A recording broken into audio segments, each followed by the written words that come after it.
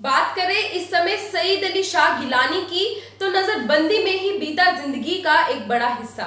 जी हाँ, आइए आपको बता दें इस बड़े चेहरे के पीछे की पूरी कहानी। नमस्कार, एक बार फिर से स्वागत है आपका सच न्यूज नेटवर्क पे और मैं आपके साथ जानवी गुप्ता।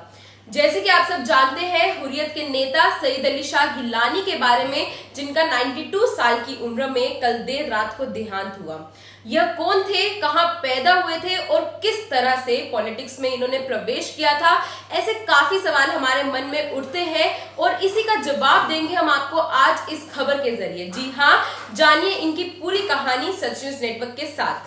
सबसे पहले तो बात करें इनके जन्म की और साथ ही साथ इनकी अर्ली लाइफ की, तो आपको बता दें सईद अली शाह गिलानी का जन्म 29 सितंबर 1929 को बारामूला जिले के सपोर के दुरु गांव में हुआ। जी हाँ, प्राइमरी एजुकेशन सपोर में ही हुई और इसके बाद हायर एजुकेशन के लिए लाहौर गए, जो उस समय भारत का हिस्सा हुआ करता था, जहां कुरान और धार्मिक तालीम हासिल कर कश्मीर लौटे और यूं तो इन्होंने एक टीचर के तौर पर अपने करियर की शुरुआत की थी, लेकिन आजादी के बाद कश्मीर के मसले में इनकी दिलचस्पी बढ़ गई और इसी दौरान वे सपोर के जमाते इस्लामी के प्रमुख कार्यकर्ता भी बन गए।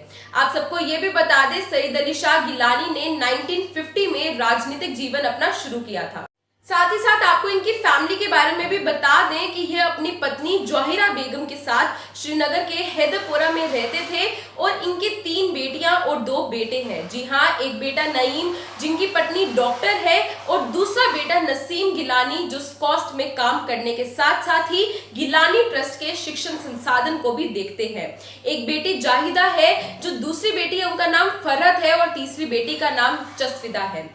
और अब बात करें इनकी पॉलिटिकल लाइफ की, जिस तरह से इन्होंने पॉलिटिक्स में प्रवेश किया, तो आपको बता दें 1953 में सरकारी स्कूल के टीचर होने के साथ साथ यह जमाते इस्लामी से भी जुड़े और इस तरह से इन्होंने अपने राजनीतिक जीवन की शुरुआत एक मेन स्ट्रीम पॉलिटिशियन के रूप में की थी। जी हाँ, उन्होंने पहली बार 1972 में जम्मू और कश्मीर के तत्कालीन विधानसभा के लिए विधानसभा चुनाव लड़ा था और जब अलगाववादी दलों के गठबंधन मुस्लिम यूनाइटेड फ्रंट ने तत्कालीन राज्य में नेशनल कॉन्फ्रेंस को चुनौती दी थी, तो उन्होंने उत्तरी कश्मीर में अलगाववादी गढ़ सपोर्ट सीट का 3 बार यानी 1972, 1977 और 1987 के लिए प्रतिनिधित्व किया। हालांकि चुनावी प्रक्रिया में इनकी भागीदारी 1987 में चली, जब कश्मीर में उग्रवाद भड़क उठा। जी हां, गिलानी ने विरोध में अपनी सीट से इस्तीफा दे दिया और तब से हुए सभी चुनावों को भी बॉयकॉट कर दिया था। इनका पासपोर्ट पहली बार भारत सरकार द्वारा जब्त किया गया था और साथ ही साथ आपको ये भी बता दें कि इसके बाद बात करें ऑल पार्टी हुर्रियत कॉन्फ्रेंस की, तो इसकी स्थापना 9 मार्च 1993 को हुई थी, जिसमें सईद अली शाह गिलानी का बहुत अहम रोल था। जी हाँ, यह ऑल पार्टी हुर्रियत कॉन्फ्रेंस के 7 कार्यकारी सदस्यों में से एक थे, जब इसे 1993 में 26 सामाजिक, राजनीतिक और धार्मिक संगठनों के गठबंधन के रूप में बनाया गया था। आपको बता दें संगठन 2003 में 2 फैक्शंस में बढ़ चुका था और 2004 में गिलानी जमाते इस्लामी से अलग हो गए, जब उन्होंने खुद को उग्रवाद से दूर कर लिया और अपना खुद का राजनीतिक संगठन यानी तहरीक-ए-हुर्रियत बनाया। और इसके बाद जून 2020 में इन्होंने खुद को हुर्रियत कॉन्फ्रेंस से भी अलग कर लिया और आपको ये भी बता दें कि यह संगठन तमाम पार्टियों का एक समूह था, जिसने साल 1987 में हुए चुनावों में नेशनल कॉन्फ्रेंस और कांग्रेस के गठबंधन के खिलाफ आए थे। और अब इसके बाद दर्शकों आपको ये भी बता दें, इन्होंने समय समय पर लगभग 2 डिकेड्स, जी हाँ 2 डिकेड्स कश्मीर के जेलों में बिताए हैं। पिछले लगभग 10 वर्षों से उनकी तबीयत ठीक नहीं थी और 2010 के बाद से सरकार ज्यादातर उन्हें उनके रावलपुरा निवास में नजरबंद कर देती थी। और पिछले साल की बात करें तो पिछले साल इन्होंने हुर्रियत कॉन्फ्रेंस जी के अध्यक्ष के रूप में अपने इस्तीफा की घोषणा की थी, यानी जून 2020 में हुर्रियत कॉन्फ्रेंस के प्रमुख के रूप में पद छोड़ दिया था।